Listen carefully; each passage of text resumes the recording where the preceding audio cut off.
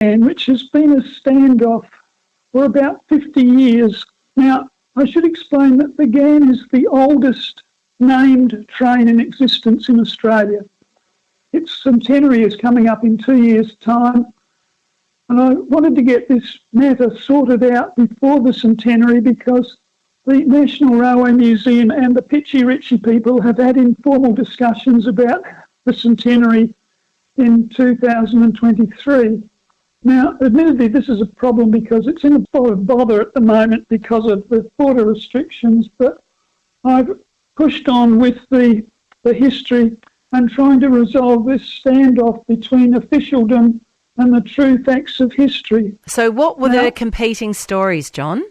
The version that the Commonwealth Railways put out in the 1960s was that it was named the Ghan out of respect for the Afghan cameleers who provided the transport before the railway. That didn't stack up well because in 1920 the Commonwealth Railways banned the Afghans from travelling on their trains. So it would have been quite a turnaround. Now, in one of my writings early on many years ago, I quoted this publicity from Commonwealth Railways, and I got a letter from George Williams, who was a loco inspector and previously a driver in the Commonwealth Railways. And he said that what happened was that when they put a sleeping car on the Erdnadata Express in 1923, the railway employees gathered around at Quorn to see who was going to travel on this sleeping car express. This was quite an event for the Quorn people and up to Erdnadata. And there was one solitary Afghan who came off the connecting train from Adelaide. And we know exactly when this happened. This was at 9 p.m. on the 30th of August 1923. And the railway employees stood around and said, we'll have to call it the Afghan Express. In fact, the quotation was, "Struth, if that's all that's travelling on the train, we'll call it the Afghan Express." Now, you've got to realise that the Afghans were treated as second-class citizens at this stage. Now, George Williams had a campaign to keep this story going, but the Commonwealth Railways didn't like it because it was against their story that they'd made up. And they threatened George with termination if he persisted with it. Now, over the years, he produced a number of editions, I'll call them, on his clunky old typewriter, telling the story of the Afghan Express and how the name came about. And a number of these got circulated, but there were only two which actually had the name of the person who said, the truth, we'll call it the Afghan Express. And one of these was Patsy Adams Smith in 1969 in her book, The Folklore of the Australian Railwaymen.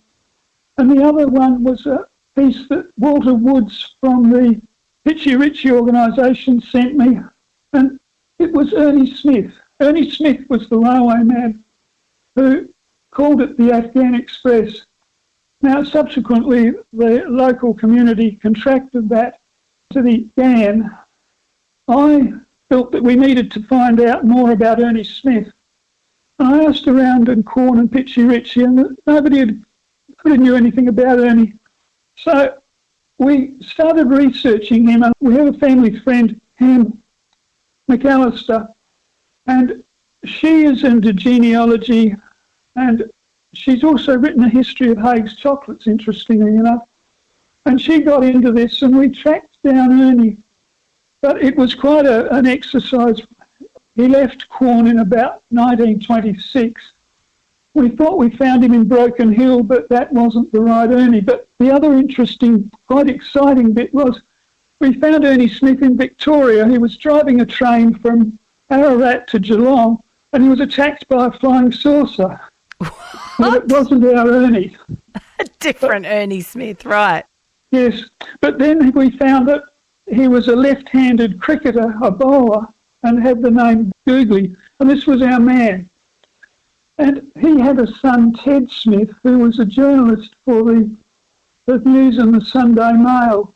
And it was downhill from there on. It was pretty easy. We were able to contact Ted's daughter, and we actually had a meeting with Ted's daughter at the National Railway Museum in the wonderful Wedgman lounge car.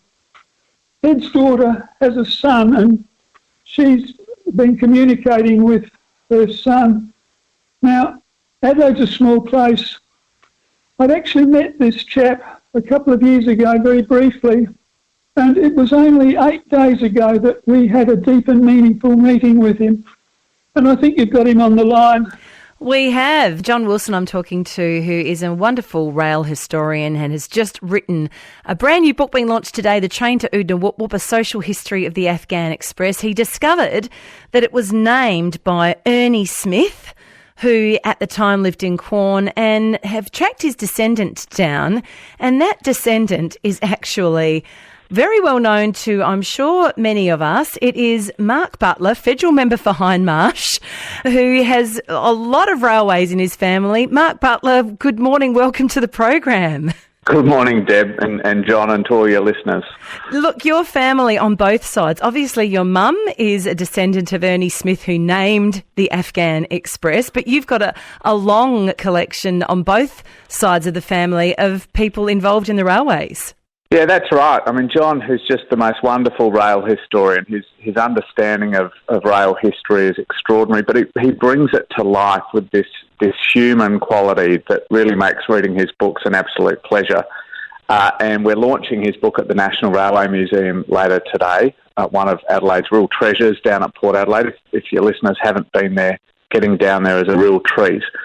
But he brought a whole lot of things to light that my family either didn't know or had forgotten over the generations, that so many of my family members had been involved in one way or the other in the railways. And I think that just reflects how important the railways were to South Australia, you know, being out here so disconnected from the rest of the country with such long distances between our centres. But the Ghan story is particularly a wonderful story because it's such a parable for South Australia's history, I think, sort of grappling with these ideas, these big projects like a railway link between the bottom of the continent and the top of the continent. Just think about what that meant back in the 1800s, a relatively new technology. The ambition to stretch a railway line right across the continent, colliding, though, with the economic realities that we just couldn't afford it, and we never got the support we'd expected from the Commonwealth Government. And isn't that a recurring story right through South Australia's history? That's right. Well, look, for many people, they may not know that on your paternal side, that Sir Richard Butler and his son, Sir Richard Leighton Butler, both held office as Premier and Minister for Railways in previous South Australian governments. But it's your mum's side that your great-grandfather, Ernie Smith, is from. Can you tell us what you now know about Ernie, the person who named the Afghan Express? Well, Ernie, it appears, like so many kids of that era, had a pretty difficult upbringing. He ended up in the McGill Industrial School. Many of your listeners might know the history of the McGill Industrial School. It wasn't really a school at all. It certainly wasn't an industrial school. It essentially was an orphanage for children whose parents, for one reason or another, were not able to bring them up. He spent a lot of years there, and I think we've found over the last couple of decades through the Royal Commission that Jay Weatherall set up here in South Australia and the Forgotten Australians process nationally, that was a pretty rough road for those young people. Thankfully for Ernie, a family took him in when he was a teenager, and that family lived in Peterborough, which, as your listeners would know, is has been a really important railways town in South Australia. And I think that's where he developed his love for the railways and ended up an engine driver. And he ended up a very active unionist, a shop steward for the Locomotive Enginemen's Union, which was the union for engine drivers, particularly famous because Ben Chifley was a leader of that union before he went into the Parliament. And because, back then it was pretty difficult being a union shop steward, even though he lived in Adelaide by that stage, raising his children, which included my grandfather, he was often sent out of town just to get him away from the big workshops. As a union delegate, the employer wanted him out of town, out of the way, out of sight, out of mind. And so he spent a lot of his time up in Quorn, even though he lived in Adelaide. And it was when he was driving up in Quorn that John's story really happened. And it's a really interesting little microcosm, I think, of how the sort of grassroots understanding about an event sometimes clashes with the official history that the that the government, particularly the national government, thinks is just a more convenient way to explain things. Well, Mark Butler, thanks for making time to speak to us this morning, not as the federal member, not as the Shadow Minister for Health and Ageing, but as the great-grandson of Ernie Smith, the man who named the Afghan Express. Thanks for your time. Thanks, Deb. Thank you.